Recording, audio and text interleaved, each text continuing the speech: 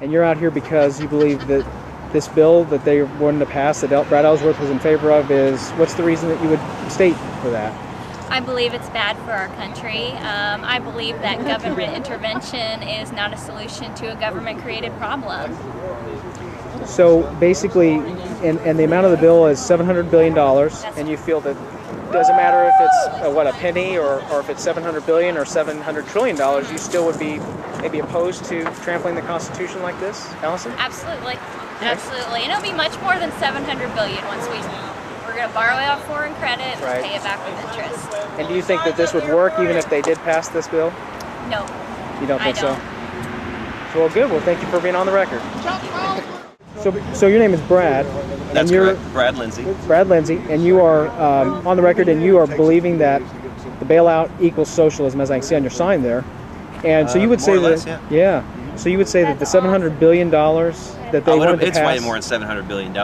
Usually they err on the low side of caution.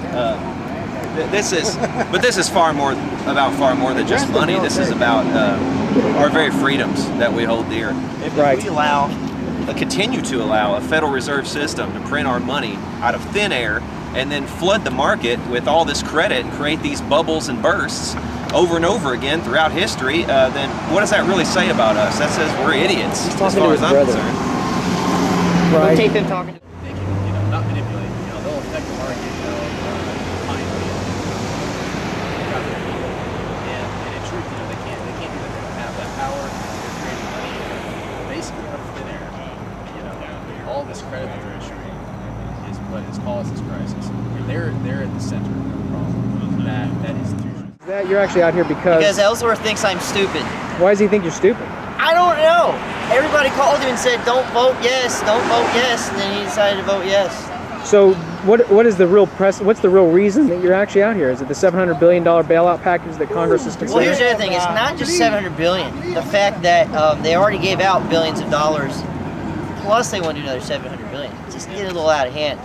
And so you believe, what is that, constitutional, or do you think it's unconstitutional in your mind? no. Well, we're lucky they actually went to Congress for this part. They didn't do it last time. They wanted a couple billion.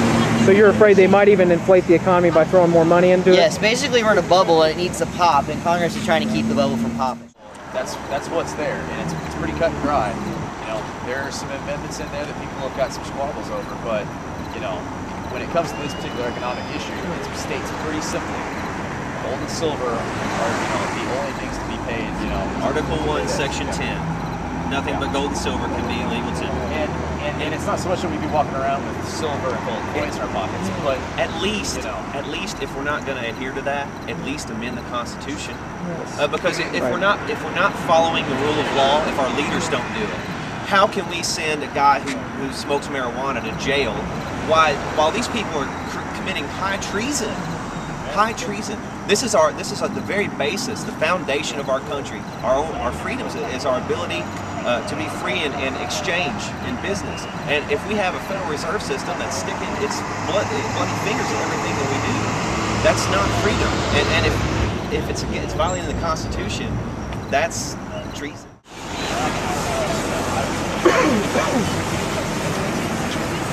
just to remember the game. I'm glad they came. Truth hurts. Yeah, And it's not so much not doing anything, it's just do something that has nothing to do with government. Make it a statewide thing even. I mean, make it to where